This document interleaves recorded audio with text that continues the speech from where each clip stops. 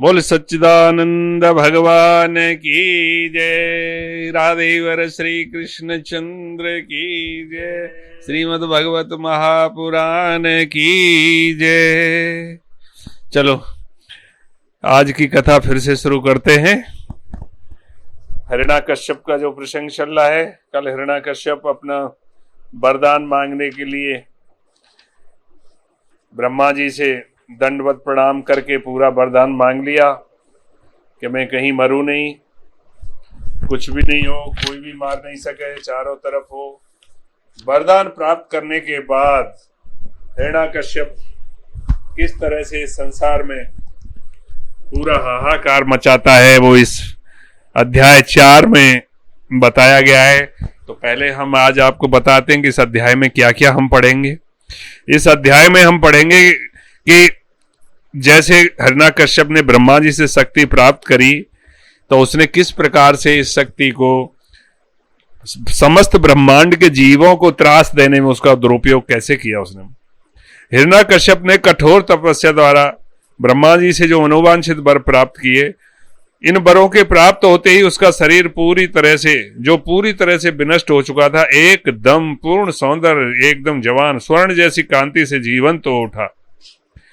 इतना करने के बाद भी वो भगवान विष्णु से ईर्ष्या करता रहा, जलता रहा और भगवान श्री विष्णु द्वारा अपने भाई के वध को अभी तक भूला नहीं। जबकि इतना नॉलेज उसने अपने संबंधियों को दिया कि यह शरीर मरता है, आत्मा अजर है, अमर है, सारा कुछ करने के बाद सब परिवार में उनको आश्वस्त किया, उसके शरीर का अंत्येष्ट करवाया। इतना ज्ञान जो एक सामान्य व्यक्ति को नहीं होता, सामान्य क्या एक असाधारण व्यक्ति को नहीं होता, उतना ज्ञान उन्होंने उसको समझाया। उसके बाद भी वो अपने भाई के वध को भुला नहीं पाया और उसने 10 दिशाओं, 3 लोक जीत लिए, देवताओं तथा असुरों सहित सभी जीवों को अपने अधीन कर लिया। वह इंद्र को उसके निवास स्थान से भगाकर सभी स्थानों का स्वामी बन गया और बहुत ही विलास में जीवन व्यतीत करने लगा। वह बहुत प्रमत्त हो चुका। भगवान श्री विष्णु, ब्रह्मा तथा शिव जी के अतिरिक्त सारे देवता उसके अधीन होकर के उसकी सेवा करने लगे। किंतु इतनी भौतिक शक्ति के बावजूद वह बिल्कुल असंतुष्ट था। क्यों असंतुष्ट था? क्योंकि अभी तक वो विष्णु भगवान का वध नहीं कर पाया था। इसलिए वह वैदिक नियमों का उल्लंघन करने से गर्वित और फूला हुआ था। सभी ब्राह्मण उससे असंतुष्ट थे। वे संकल्प करके उसे शाप देते थे। अंततोगत्वा ब्रह्मांड के सारे जीवों ने, जिनमें देवता ऋषि थे, हिरण्यकश्यप के शासन से मुक्ति पाने हेतु भगवान विष्णु परमेश्वर जी से प्रार्थना करी। वहां पर जाकर के उन्होंने भगवान को प्रसन्न किया। भगवान श्री विष्णु ने देवताओं को बताया कि उन्हें अन्य जीवों को हिरण्याकश्यप द्वारा उत्पन्न भयाक्रांत परिस्थितियों से बचाया जाए।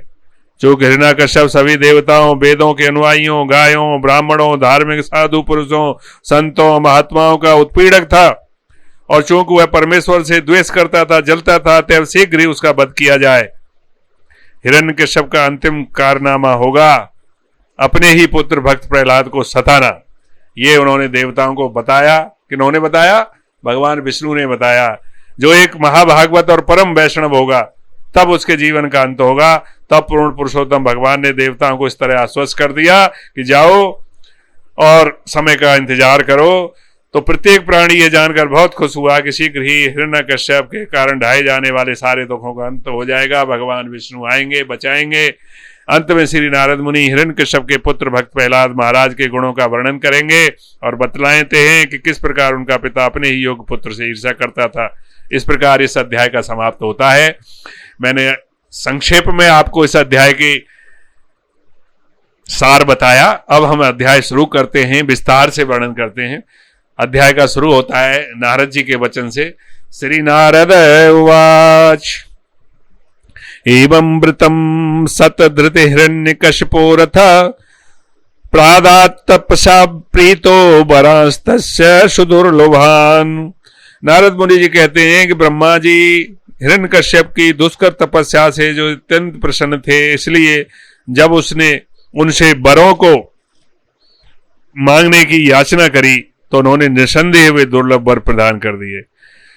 ब्रह्मोवाच, ब्रह्मा जी बोले कि हे हिरण्यकश्यप, तुमने जो जो वर मांगे हैं वे अधिकांश मनुष्यों को बड़ी कठिनाई से प्राप्त होने वाले हैं। हे पुत्र, यद्यपि ये वर सामान्यतः उपलब्ध नहीं हो पाते, तथापि मैं तुम्हें प्रदान करूंगा। ततो जगाम भगवान मोघानुग्रहो विभु, पूजितो असुरवर्येण स्तूयमान प्रजेश्वरै। तब अमोघ वर देने वाले ब्रह्मा जी दैत्यों में श्रेष्ठ हिरण्यकश्यप द्वारा पूजित होकर तथा महर्षियों एवं साधु पुरुषों द्वारा प्रशंसित होकर वहां से प्रस्थान कर गए। बोल दिया तथास्तु। जो भी वर मांगे सुनने के दिन में मरू न, रात में मरू न, बाहर मरू न, अंदर मरू न, ऊपर मरू न, नीचे मरू न, आकाश में मरू न, जल में मरू, कहीं भी नहीं मरू न, आदमी से मरू न। जितना भी उसने मांगा ब्रह्मा जी ने बोला तथास्तु, ऐसा ही होगा। अब तो बड़ा खुश हो गया, ऐसे वरदान मांग लिए कि अब तो मैं अमर ही हो गया। ऐसी कोई चीज है ही नहीं जिसका मैंने वरदान में वर्णन ही नहीं किया हो। इस प्रकार ब्रह्मा जी से आशीष पाकर और कांतिपूर्ण युक्त स्वर्णिम देह पाकर असुर हिरण्यकश्यप अपने भाई के वध का याद करता रहा और इसलिए वह भगवान विष्णु का ईर्ष्यालु बना रहा। अब तो उसने पूरे लोकों को जीतना शुरू कर दिया। हिरण्यकश्यप संपूर्ण ब्रह्मांड का विजेता बन गया। इस महान असुर ने तीनों लोक कौन कौन से?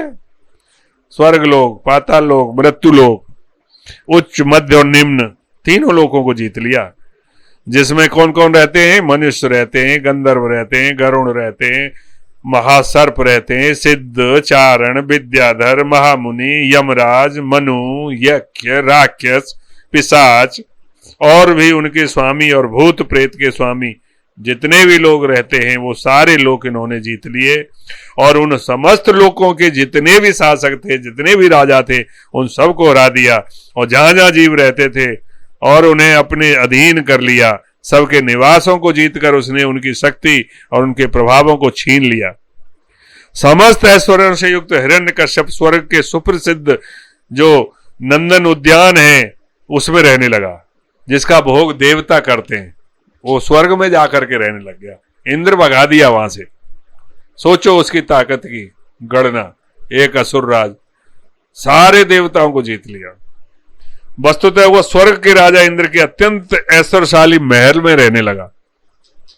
इस महल को प्रत्यक्षतः देवताओं के शिल्पी विश्वकर्मा जी ने बनाया है। विश्वकर्मा जी ने द्वारका का भी निर्माण किया था भगवान विष्णु के लिए, तो इंद्र का महल भी उसके द्वारा बनाया हुआ। वो भी इतना सुंदर रूप से बनवाया गया कि मानो संपूर्ण विश्व की लक्ष्मी वही निवास कर रही हो, ऐसा बनाया। उसको भी उसने छीन लिया। राजा इंद्र के आवास की सीढ़ियां जो थी कितनी थी? मूंगे की बनी हुई थी। आजकल एक मूंगा खरीदने में 15 से 20 हजार रुपए लग जाते हैं, और वहां उसकी सीढ़ियां मूंगे के पत्थर से बनी हुई थी। फर्श पन्ने से जड़ित था, दीवारें स्फटिक की थी। आप सोचो कैसी संपदा है। आज अमेरिका को बोलते हैं कि बड़ा भारी मतलब पैसा वाला देश है या अर्थ संपन्न देश है, जहां पे लक्ष्मी जी ऐसे लौटती है। क्या है उसके सामने, देवताओं के आगे, जहां स्फटिक की तो दीवारें हैं। आप सोचो स्फटिक की एक माला हम खरीदने जाते हैं 1000 रुपए की आती है, 108 मान। वहां दीवारें स्फटिक की चुनी हुई हैं। वहां खंबे बैदूर मणि के हैं और दीवारें स्फटिक की हैं, और फर्श जो है अमूल्य पन्ना रत्न से जड़ा हुआ है। आसन मणियों से जड़ते हैं जो सफेद झाग के समान रेशमी बिछौने मोतियों से सजाए गए हैं। महल की जो स्त्रियां, जिनके सुंदर दांत तथा अद्भुत रमणीय मुखारबिंद थे कि जैसे पूरा सुंदरपन वहीं पर है, और वे घुंघरुओं से मधुर झंकार करती थी। रत्नों में अपने सुंदर प्रतिबिंब देख रही थी, किंतु अत्यधिक सताए गए देवताओं को हिरण्यकश्यप के चरणों पर सिर झुकाना पड़ता था, क्योंकि उसने देवताओं को बहुत ही दंडित कर रखा था, और वह भी बिना किसी कारण के। इस प्रकार हिरण्यकश्यप उस महल में रह रहा था और उस सब पर कठोरता से शासन कर रहा था। इतना कठोरता कि किसी से थोड़ी सी भी गलती हो जाए तो कोड़े बरसाना शुरू। पूरा तानाशाह बन गया। हे राजन, हिरण्यकश्यप सदा ही तीक्ष्ण गंध वाली दारू पीता रहता था, शराब पी करके मस्त रहता था। अतः उसकी जो आंखें थी वो लाल लाल रहती थी, चढ़ी रहती थी। दारू पीने वालों की आंखें आपने देखा होगा लाल होती हैं। जब भी आपको दारू पीने वाला का दिखेगा तो उसकी आंखें लाल दिखाएंगी, जो ज्यादा दारू पीते हैं, जो हमेशा नस्त रहते हैं। अब एक आध बार वाले के तो पता नहीं, लेकिन फिर भी एक आध बार वाले की मुंह से तो इतनी तीखी गंध आती है कि हम तो कभी भी जब ट्रेन में या बस में सफर कर रहे हो, साइड में बैठा हो तो बैठा भी नहीं जाता। बड़ा इतना तेज दुर्गंध उसके मुंह से निकलती है कि हमको तो वो जगह ही चेंज करनी पड़ती है। ऐसा ही सिगरेट पीने वालों के साथ होता है। सिगरेट की भी गंध इतनी जल्दी फैलती है कि हम और हमारा परिवार का तो कोई भी व्यक्ति अगर वहां पे ट्रेवलिंग कर रहा है या यात्रा कर रहा है तो हम तो उस यात्रा से ही या तो उतरना पड़ता है या उसको तुरंत से बंद करवानी पड़ती है सिगरेट। ये स्थिति है। तो वो ऐसी दारू हर समय पीता रहता था। तो सोचो वहां जो देवता हैं, उस देवता लोग या देवताओं की स्त्रियां लोग आकर के उसको चरण झुकाती थी जबरदस्ती, तो उनकी क्या हालत होती रहेगी, क्या हालत होती होगी। फिर भी चूंकि उसने योग की महान तपस्या प्राप्त की थी, यद्यपि वह निंदनीय था, किंतु 3 देवताओं, कौन कौन? ब्रह्मा, विष्णु और महेश अर्थात शिवजी के अतिरिक्त सारे देवता अपने अपने हाथों में विविध प्रकार की भेंट लेकर उसे प्रसन्न करके लिए उसकी सेवा करते थे। ये हालत कर दी थी उसने। कोई देवता नहीं छोड़ा जो बड़ी बड़ी भेंटें ला करके उसको जो है अर्पण करते थे और बोलते थे कि कैसे भी वो स्वीकार कर ले, और वो उनके थालों में लाई हुई भेंटों को ऐसे लात मारता था कि वो वहीं की वहीं छड़ाक देते थे। ये हालत उसने कर रखा था। हे पांडु के वंशराज महाराज युधिष्ठिर, हिरण्यकश्यप ने राजा इंद्र के सिंहासन पर आसीन होकर अपने निजी बल से अन्य समस्त ग्रहों के निवासियों को वश में किया था। विश्वावसु और तुम्बरु नामक 2 गंधर्व, मैं तथा विद्यावर, यहां मैं कौन कह रहे हैं? नारद जी।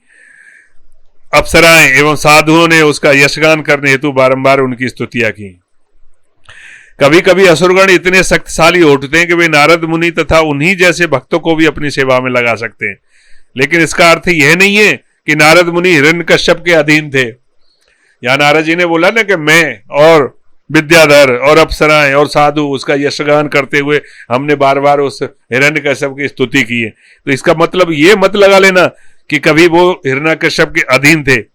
किंतु कभी कभी इस भौतिक जगत में भी ऐसा हो जाता है कि महापुरुष, यहां तक बड़े बड़े भक्त भी असुरों द्वारा नियंत्रित किए जाते हैं। आपने आज भी देखा होगा कि जो राजा लोग हैं या नेता लोग हैं वो भी आजकल बड़े बड़े लोगों को तंग करते हैं, तो वो उनको जाने अनजाने में उनकी थोड़ा स्तुति करनी पड़ती है। ये आप ट्विटर में देखा होगा, ट्विटर में उनके खिलाफ लगा दो, तो वो कुछ समय के लिए ऐसा होता है। इसका मतलब ये नहीं है कि वो उसके अधीन में रहते हैं या उसके कारण डरते हैं, क्योंकि ये समय की मांग होती है। उस समय के अनुसार भगवान श्री कृष्ण ने भी तो कहा है कि जब तक काम चले तब तक जो है शांति से चलाना चाहिए। जब सारी लिमिट क्रॉस हो जाए, सारी सीमाएं पार हो जाएं, तब ही जा करके उनको लड़ाई वाला रास्ता अपनाना पड़ता है। जैसे भगवान कृष्ण जाते हैं दुर्योधन को समझाने के लिए, भैया 5 गांव दे दे, 5 गांव से भी ये काम चला लेंगे पांडव, तब भी मैं तेरे को छोड़ दूंगा। लेकिन वो महाअहंकारी महादुष्ट दुर्योधन बोलता सुचक्रम नैव दास्यामि बिना युद्धेन केशव, कि मैं बिना लड़ाई के तो सुई की नोक के बराबर भूमि भी नहीं दूंगा। तो कृष्ण ने समझाया कि क्यों अपनी मौत को दावत दे रहा है, लेकिन दुर्योधन बोलता है अच्छा ग्वाले तू मेरे को बोला है, मैं अभी तेरे को बंदी बना लेता हूं यहाँ पे। तो बोला अच्छा बंदी बनाएगा, बना। और जब उसने पूरा जोर, जैसे ही वो भागे सिपाही उसको बंदी बना लेके, भगवान कृष्ण ने अपना विराट रूप धारण किया और डर के मारे आधे लोग तो भाग गए, कुछ लोग तो छिप गए। केवल उनके जो भक्त थे भीष्म और द्रोणाचार्य और अन्य जो उनके भक्त थे वही वहां पर टिक पाए। दुर्योधन तो ऐसे आंखें चुंधिया गई, बंद हो गया उसका कि ये क्या हो गया, और वो अपने पूरे गर्व के साथ, पूरे ताकत के साथ कृष्ण भगवान वहां से आए। ये था कि जब शांति पूरी तरह से, कोई शांति के सारे रास्ते बंद कर दे तो फिर लड़ना पड़ता ही है, फिर उसके अहंकार को तोड़ना पड़ता ही है। तो यहां नारद जी भी जानते थे कि ऑलरेडी पहले से ही भगवान विष्णु जी ने बोल दिया है कि प्रहलाद भक्त पैदा होगा और उसके बाद ये उसको सताएगा, जिसका पाप का घड़ा बढ़ेगा तो आकर के इसकी वध होगा ही। तो तब तक के लिए काम चला रहे हैं वो सब लोग, जैसे वो कह रहा है, नहीं तो वो और ज्यादा अत्याचार करेगा। इसलिए नारद जी उसकी स्तुतियां किया करते थे। सैव वर्णाश्रम भी कृतुर्विभूरि दक्षिण इज्यमानो हविर्भागान गृहीत स्वेन तेजसा। कि वर्णाश्रम धर्म का पालन करने वाले पुरुष बड़ी बड़ी दक्षिणा वाले यज्ञ करके उसकी पूजा करते थे। सोच लो आप, जो वह यज्ञ की आहुतियां देवताओं को ना देकर स्वयं ले लेता था। ये हालत हो गई थी, ऐसा प्रतीत हो रहा था कि मानो सातों द्वीप वाली पृथ्वी हिरण्याकश्यप के भय से बिना जोते बोए ही अन्न प्रदान कर रही थी। यह हालत हो रही थी कि पृथ्वी भी डर रही थी, बिना जोते बोए ही अन्न पैदा हो जाता था डर के कारण। इस प्रकार यह बैकुंठ लोक की सुरभि या स्वर्ग लोक की कामदुधा गायों की तरह प्रतीत हो रही थी। पृथ्वी ऐसी हो गई थी कि जैसे कामधेनु गाय है ना, इच्छा अनुसार दूध दे दी है, ऐसे ही पृथ्वी पर्याप्त अन्न प्रदान कर रही थी। गाय प्रचुर दूध देती तथा बाह्य आकाश अनोखी घटनाओं से सुसज्जित रहता था। ब्रह्मांड के सारे सागर अपनी पत्नी स्वरूप नदियों तथा उनकी सहायक नदियों की लहरों से हिरण्याकश्यप के उपयोग हेतु विविध प्रकार के रत्नों की आपूर्ति करते थे। ये सागर लवण, इक्षु, शुरा, घृत, दुग्ध, दही तथा मीठे जल के जितने भी सागर हैं वो पूर्ण रूप से जो उनकी जो उत्पत्तियां हैं वो उनको देते थे। पर्वतों के जो बीच की घाटियां थी हिरण्याकश्यप के लिए वो खेल के मैदान बन गए, जिसके प्रभाव से सारे पौधे सभी ऋतुओं में पूरे फूल और प्रचुर फल देने लग गए। जल वृष्टि कराना, सुखाना तथा जलाना, ये जो विश्व के जो 3 विभाग अध्यक्ष हैं, कौन कौन है इनके? जल के लिए विभाग अध्यक्ष कौन है? इंद्र हैं, और सुखाने के लिए वायु है और जलाने के लिए अग्नि है।